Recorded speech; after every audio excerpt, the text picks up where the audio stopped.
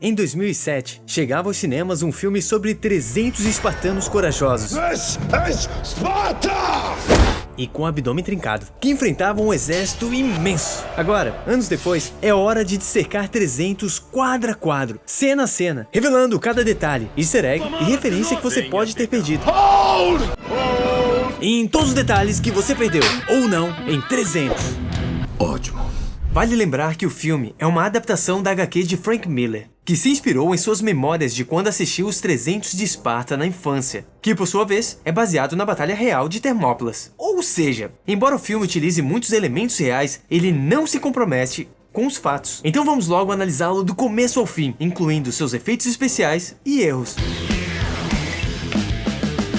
O filme começa mostrando a jornada de um espartano desde o seu nascimento. Em Esparta, cada recém-nascido passava por uma inspeção. Os fracos ou doentes eram descartados, uma prática autêntica daquela sociedade. The child was born sickly or deformed. The child was murdered. Aos 7 anos, os meninos eram entregues ao Estado para o Agouge, um treinamento militar destinado a criar os melhores guerreiros do mundo. O jovem Leônidas é interpretado por Eli Snyder, filho do diretor Zack Snyder. Já o pai dele é o dublê de Gerard Butler. And Tim Connolly, my stunt double, who's also my father to the young me in the movie. Não que isso faça alguma diferença na narrativa. O grande teste de Leônidas é enfrentar um lobo. A tática de encurralar o animal no desfiladeiro prenuncia a estratégia que usará quando adulto, na Batalha de Termópilas, criando um gargalo. Neste estreito corredor, o número deles não importa. Forçando os persas a enviar pequenos grupos de cada vez. I came up with the story of the wolf as an allegory for the hot gates themselves. Zack Snyder faz um trabalho incrível ao dar vida aos painéis dos quadrinhos com perfeição. A história segue com a chegada de mensageiros persas para exigir a submissão de Leônidas. Curiosamente, essa sequência dos cavaleiros foi a única filmada fora dos estúdios, diferente do resto do filme, que foi filmado sob uma tela azul ou verde. Quando vão avisar Leônidas, reparem um detalhe legal. A fonte ao fundo ganhou uma cabeça de lobo, homenageando a vitória de Leônidas sobre o lobo.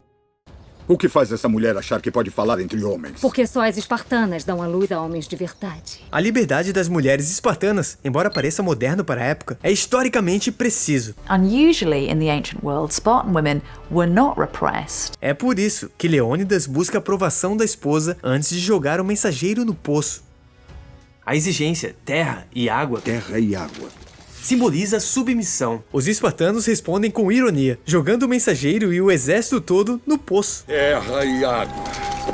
Encontrará ambas em abundância lá embaixo. Essa história do poço foi relatada na obra do historiador grego Heródoto. Is actually one that I kind of cheated on, because that actually happened 10 years earlier with a different king. A sequência é uma recriação fiel da HQ. This is Sparta! Foi utilizado novamente o fundo verde para adicionar profundidade ao poço. Inicialmente, Leônidas não deveria gritar seu diálogo. This is Sparta. Mas o ator pediu mais uma tomada, e dessa vez gritou com toda a força. This is Sparta! A galera riu, And all my army are literally like this. menos Snyder. And I go up to Zach and I go, that was too much. That was too much. He goes, yeah, but it was awesome. O resto é história. Essa se tornou uma das cenas mais icônicas e lembradas do cinema, mesmo com a cicatriz do peito dele começando a descolar. Apenas um pequeno detalhe.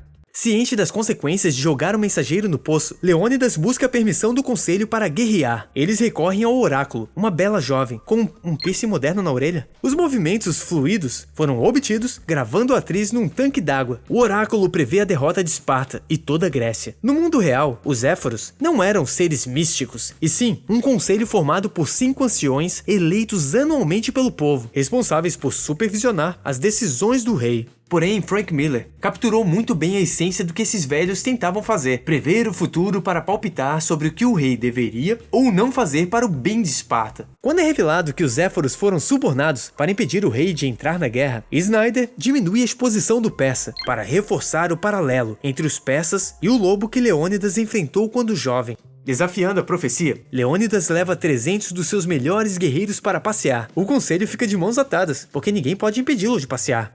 Volte com seu escudo, ou sobre ele. As mulheres espartanas costumavam usar essa frase quando o marido ia para a guerra. That this is what a Spartan woman said to her warrior husband. Significa, volte vitorioso ou morto, mas nunca um covarde. Abandonar o escudo implica em ter deixado o peso para trás para poder fugir. Percebeu que o colar que ela dá ao marido contém o dente do lobo que ele enfrentou quando jovem? Daxos. No caminho, o grupo se une a um exército aliado, e ao chegar a um vilarejo destruído pelo batalhão de reconhecimento persa, encontram uma única criança sobrevivente. A sombra, adicionada na pós-produção, é de um guerreiro imortal, que veremos adiante. Leônidas, segurando a criança, evoca a imagem de Pietá, aquela famosa estátua de Maria segurando Cristo. E cadê o povo desse local? Pendurado numa árvore, algo que os espartas se vingarão adiante, usando o corpo dos persas como argamassa para erguer um muro no campo de batalha. A imagem de guerreiros empalados vem da HQ. Sendo o HQ de 1998, parece uma referência ao Holocausto Canibal, de 1980, que também foi homenageado em Kong, Ilha da Caveira. Ao chegar em Termópilas, Leônidas encontra Efialtes, um espartano corcunda cujos pais fugiram para salvar sua vida. Efialtes deseja lutar para redimir o pai, mas Leônidas, embora educado, recusa por não poder formar uma linha de batalha eficaz com ele. Ainda assim, oferece a ele um papel importante, remover os corpos e servir água, uma função que vemos soldados realizarem. Efialtes, porém, se sente insultado e acaba traindo os espartanos por causa disso, como se ele não tivesse acostumado com insultos. Monstro. E o exército persa chega para a primeira batalha. Persas! Venham tomá-las de nós! Isso é histórico, e também estava no filme de 1962. Venha pegá-los. Seria uma referência à icônica cena de Coração Valente? Enquanto o batalhão avança, por segurança, alguns espartanos ficam na retaguarda, certificando que todos os rivais estão mortos. Muitos filmes não se preocupam com esse tipo de detalhe. Outro painel recriado perfeitamente. Os persas percebem que a estratégia era empurrá-los, e usam isso para deixar os espartas na mira das flechas. Dois errinhos aqui. Primeiro, o sol, que estava deste lado, muda para o outro lado, só para ser coberto pelas flechas. Depois, Leônidas quebra as flechas do escudo. E no corte imediato, elas desapareceram de todos os escudos. Curiosamente, eles usaram essas mesmas flechas para acender a fogueira à noite. A formação em cunha é inspirada no filme 300 de Esparta, de 1962, que, por sua vez, inspirou Frank Miller. Essa cena da rainha mergulhando a mão na água faz referência à cena de Madrugada dos Mortos, primeiro longa dirigido por Zack Snyder. Snyder admitiu isso no comentário do DVD. Leônidas comendo uma maçã é igualzinho o painel da HQ. E logo encontra Xerxes, ou Xerxes. Xerxes. Quanto preconceito. Só porque o cara é brasileiro, colocaram no carro alegórico. Come, Leonidas. Para a voz de Xerxes, baixaram alguns semitons Dos diálogos do Rodrigo Santoro. Come, Leonidas. Come, Leonidas. Não demorará muito para que se amedrontem com minha lança, mais do que com seu chicote. Essa afirmação vira realidade adiante, quando os soldados da retaguarda são chicoteados para avançar. Avançar! Enquanto os da frente temem as lanças e gritam... Não é o chicote o que eles temem. Isso soou bem estranho. Se prestar atenção ao fundo, é possível ver os espartas construindo um muro de corpos. Um detalhe legal, já que tudo isso ao fundo é CGI. Xerxes tenta subornar Leônidas, mas o rei se mantém firme a seus princípios e a todo momento instiga Xerxes a matá-lo, sabendo que isso garantiria o apoio para a guerra. O rei Deus se enfurece com arrogância e manda seu batalhão mais temido, os Immortals. O nome desse batalhão possui um motivo curioso. And they were known as the Immortals in the Greek world because the Greeks couldn't get their heads around the fact that every time one of them died, another one seemed to pop up in its place, and they actually didn't know whether there was something supernatural or spiritual going on here. Esse cara não tem ossos.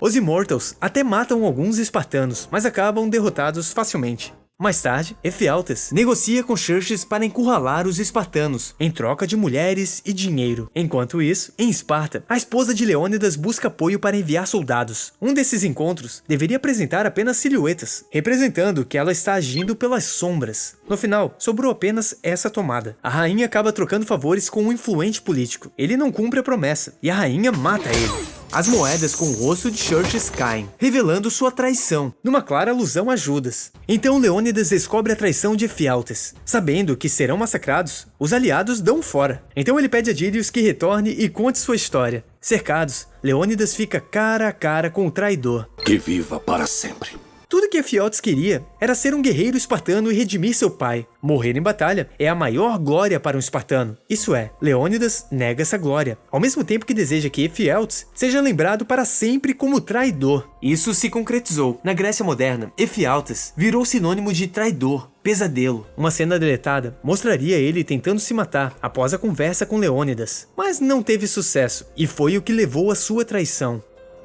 Mesmo sem chances, Leônidas recusa a proposta de rendição. Seu último pensamento é na esposa, muito parecido com a cena final de Gladiador. Ele taca a lança, que raspa o rosto de Xerxes, provando que até um deus pode sangrar. Com isso, Leônidas cumpre suas promessas anteriores. E antes do fim da batalha, que mesmo um deus-rei sangrou. Parte do poder de Xerxes vem da crença de que ele é um deus. O próprio se convence disso, e por isso olha incrédulo para o ferimento. E essa cena do guerreiro Esparta empurrando a lança mais para dentro para atingir o inimigo é uma homenagem a Excalibur. This is the Excalibur rip-off shot, or homage. It's one of my favorite movies. Snyder referenciaria novamente em Batman vs Superman, onde Superman enfrenta Apocalipse, que é um filme que envelheceu bem, perto das porcarias de super-herói que vêm sendo lançadas recentemente. Depois confere nossa análise completa. Vamos ignorar as obturações modernas. O seu rugir é longo e alto. Leônidas significa descendente do leão. Tá vendo esses ferimentos de flechas aqui? Não faz nenhum sentido. Os buracos são redondos, como se não tivessem pontas. Esses daqui fazem todo sentido. Leônidas recebe as flechas de peito aberto, ciente de que sua morte e dos seus homens incitará Esparta a lutar. Embora a pose de braços abertos seja icônica, contém alusões religiosas, algo que Snyder adora. Eu diria que não foi aleatório. Dílio entrega à rainha o colar com dente de lobo que Leônidas derrotou na infância. Novamente uma vibe muito gladiador. A cena não possui diálogo, refletindo as palavras de Leônidas. Alguma mensagem? Para a rainha, nenhuma que precise ser dita. Todo o filme era Dílio contando a história. Isso quer dizer que todo aquele final que ele não participou, ele inventou ou aumentou. Chega a ser engraçado quanto os historiadores insistem em criticar 300, mesmo sendo óbvio que todo o filme é uma história contada em volta da fogueira, para encorajar e motivar soldados antes da revanche com os persas. Isso explica as criaturas sobrenaturais e reis gigantes. Essa é apenas a representação de como os espartanos viam o exército inimigo, ou exagero do contador da história. E a julgar pela quantidade de lugares ao fundo, ele repete várias vezes a história. Por último, conta para motivar o exército antes de enfrentar os persas. 10.000 espartanos comandando 30.000 gregos se preparam para enfrentar o exército de Xerxes. A lenda dos 300 fortalece os gregos e encoraja para a batalha, enquanto amedronta os persas. Queria saber de onde ele tirou esse capacete. O céu no filme é bronze, uma escolha estética vinda da HQ. Isso é porque os gregos não tinham uma palavra para a cor azul. Inclusive, o poeta Homero chegou a descrever o céu como bronze. O filme foi um sucesso comercial. Com um investimento de 65 milhões, arrecadou 456 milhões. Os atores passaram por um extensivo treinamento. E mesmo o filme não possuindo CGI para aperfeiçoar o abdômen dos atores, nitidamente usaram uma tinta para melhorar o aspecto. Um pump entre as cenas também ajudava. Nesse close da lança de Ephialtes, você consegue ver escrito Elfi. Era uma maneira de saber de quem era cada adereço. A equipe de CGI se ofereceu para pagar, mas Snyder achou legal e manteve assim no filme. Se quiser mais filmes épicos, é só comentar. Deixa o like se curtiu o vídeo. Um grande abraço, até a próxima.